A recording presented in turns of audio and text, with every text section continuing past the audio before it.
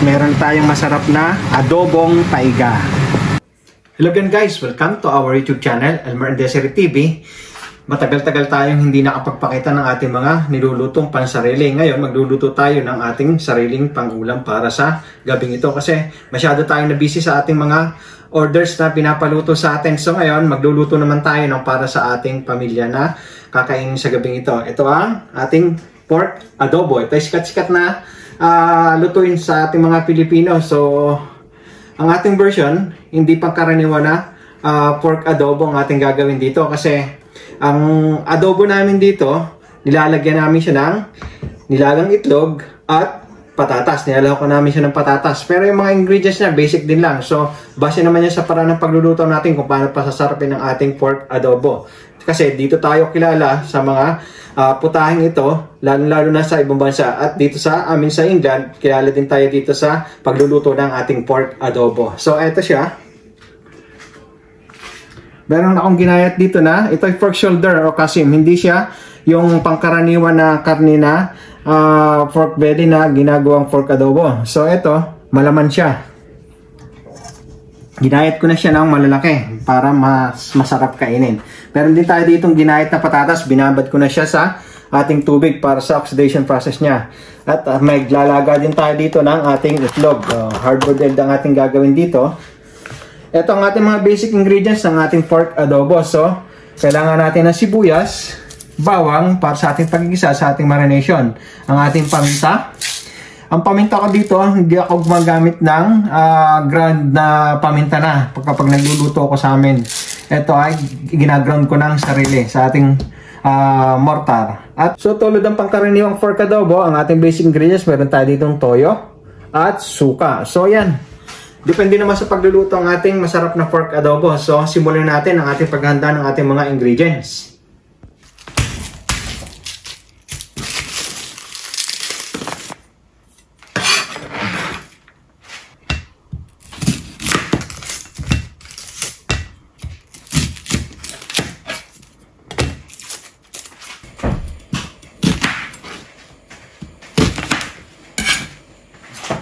So, ito na. Ating mamarinate muna siya sa ating toyo.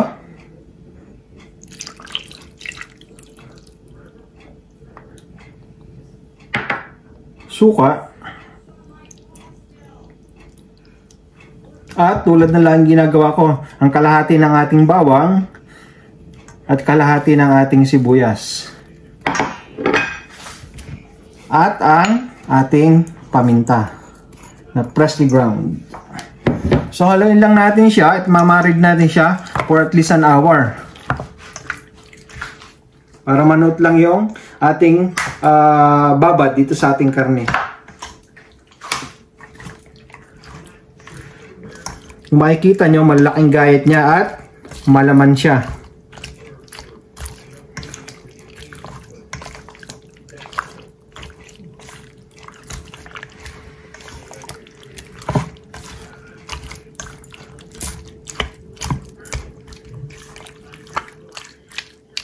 So ito, set aside lang natin siya for at least an hour.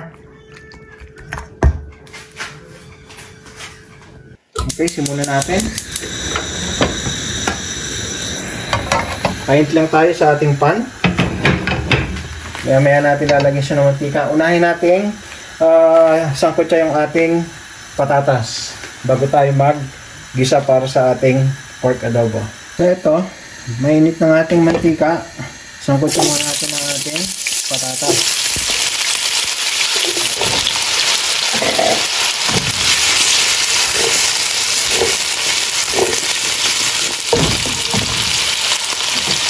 Paglaw muna natin siya para hindi magtalsikan. Okay, balik na rin lang natin na.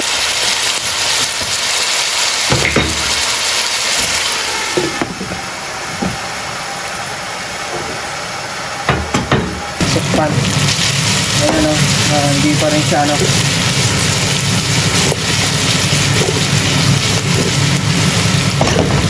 Kainaan muna natin ang apoy.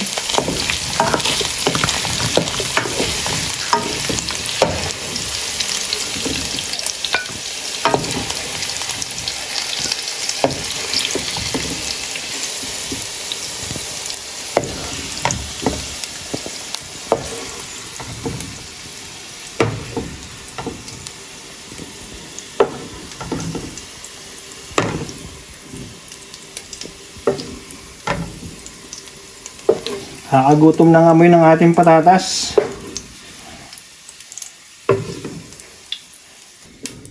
Okay, ito sa simpa natin. Diyan tayo magkikisa. Dagdagan lang natin ng kaunting mantika.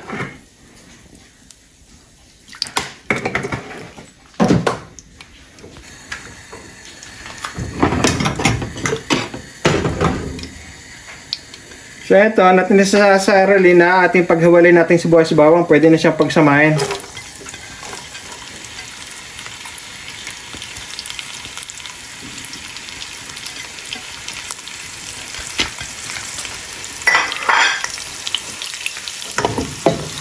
Halo-halo lang. So, babaguhin lang natin siya bago natin ilalagay ang ating minarinade na karne.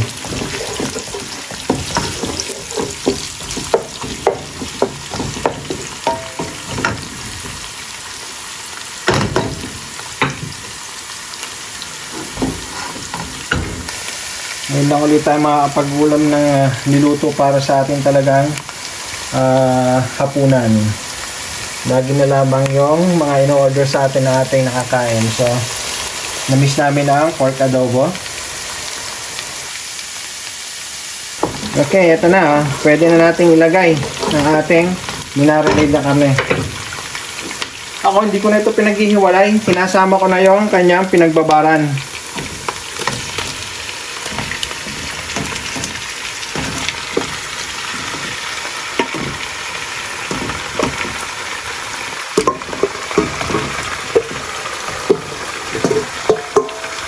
Nga pala ay 1.6 kilos. So mamaya natin lalagyan siya ng kaunting sabaw. Kasi yung gusto namin dito sa pork adobo natin ay yung adobong paiga.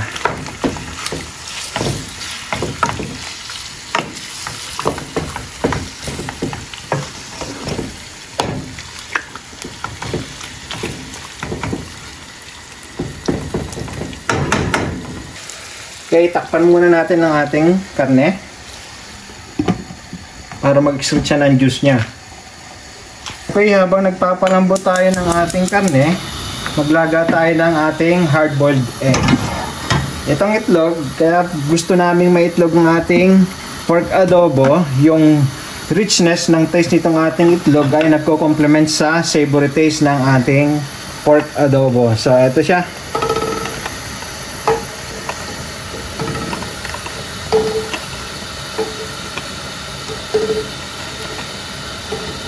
Dapat hard-boiled ang ating itlog para hindi siya madurog sa ating pork adobo.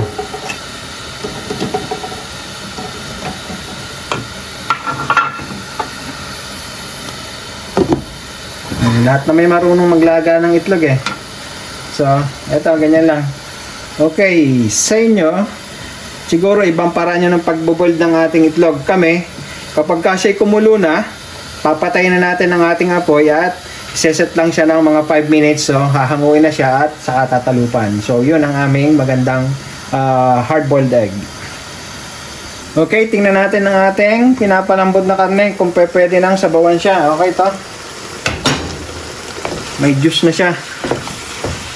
So, lalagyan natin siya ng mga about a cup of water.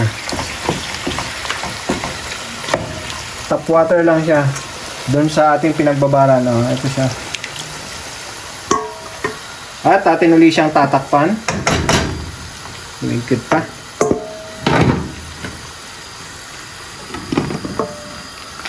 Ganyan lang kasimple ang pagluluto ng ating pork adobo. So ito, ang ating itlog, kumukulo na siya. So, tulad ng sabi ko, turn off na natin siya. Set aside lang natin siya. At maya-maya natin siya tatalupan. Bababad natin siya sa malamig na tubig nga pala. Okay, itong ating itlog na binabad sa tubig. So, tingnan natin kung totoo ang sinasabi na ready na siyang talupan.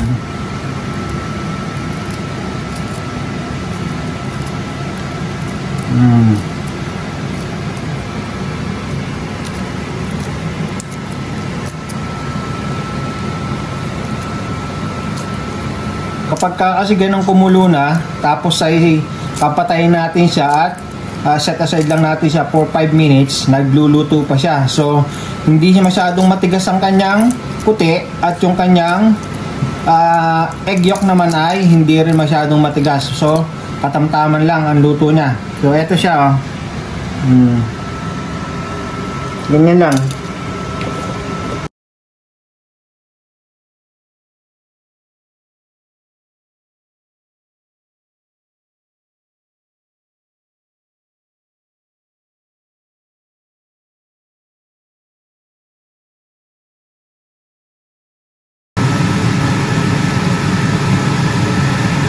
Okay, tingnan natin ang ating pork adobo.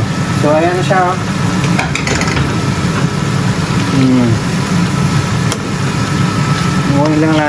Haluin lang natin at ating titikman.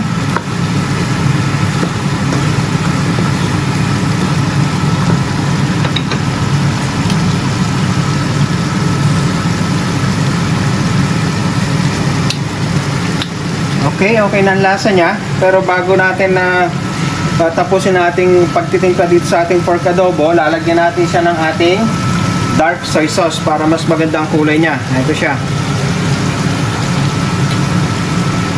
At gusto rin namin dito ay medyo maanghang siya. Kaya lalagyan din natin siya ng ating chili.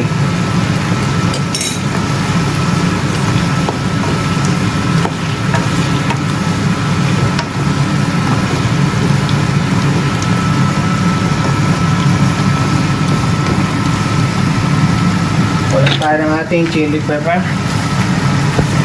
Okay, ito ang ating fresh na grounded na chili pepper.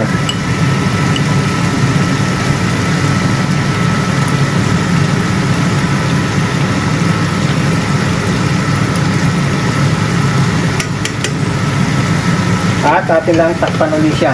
Kasi okay ng kanyang paminta doon sa ating marination kanina at yung ating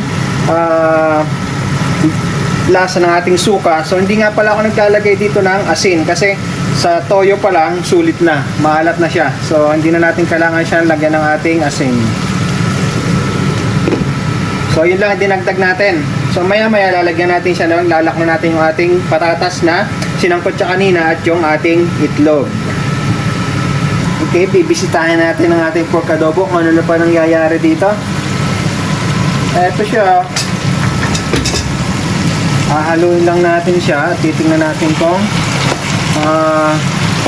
malambot na ang ating karne. Mantika na siya kasi kung makikita, mapapansin nyo kanina yung mantika natin pinagsangkot siya ng ating patatas, dinagdagan ko siya ng kaunting mantika kasi nga kakaunti ang pat nating marerender dito. So tingnan natin.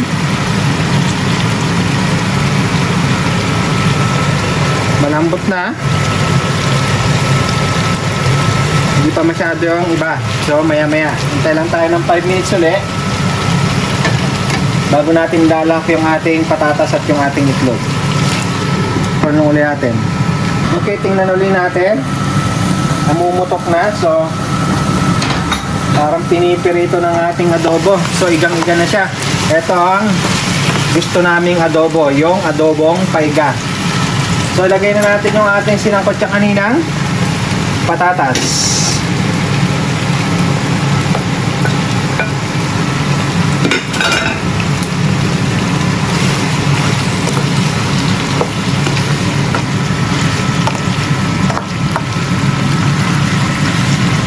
Ito siya. Lagay na natin yung ating itlog.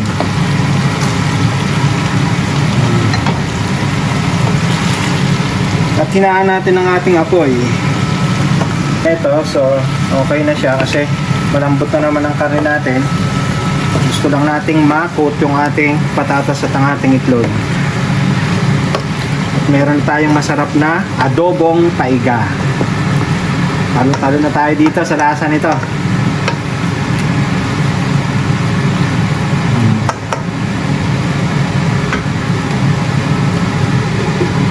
Mga 5 minutes lang na mahina ang apoy. So ito na ang ating pork adobo. Mantikado siya.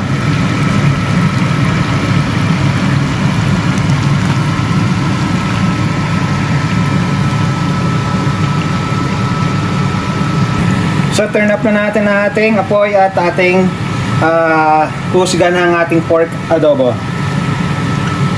Ito siya.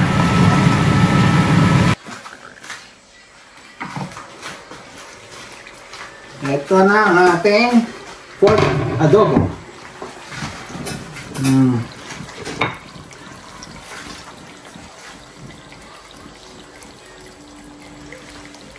So, husgahan natin.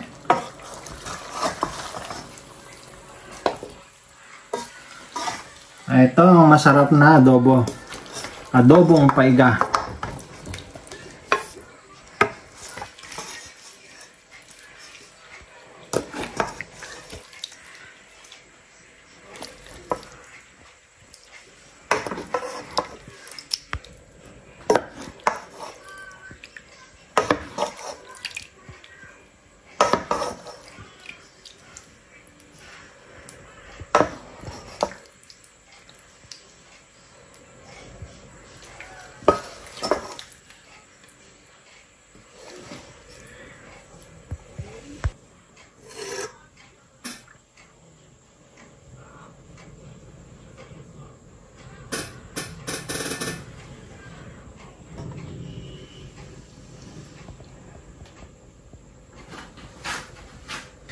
Okay guys, ating husgahan na natin yung masarap na pork adobo. Ito, manti-mantika siya. So, tingnan natin siya.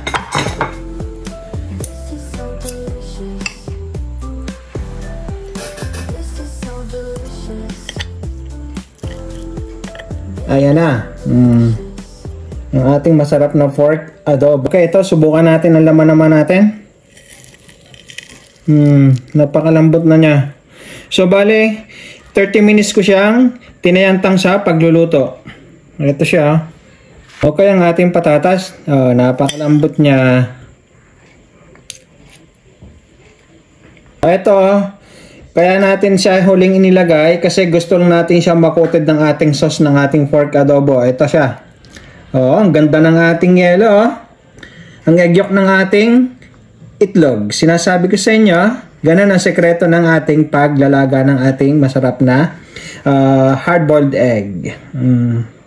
Okay guys, muli na naman tayo nagpakita ng isang simpleng recipe ng ating pork adobo kung saan tayo mga Pilipino sikat na sikat. So, para sa mas marami pang video ng ating DIY, cooking and baking, at ang ating everyday task dito sa Inglaterra, patuloy niyo po kaming subaybayan sa aming YouTube channel, Elmer and Desiree TV. Thank you very much and God bless. Bye-bye!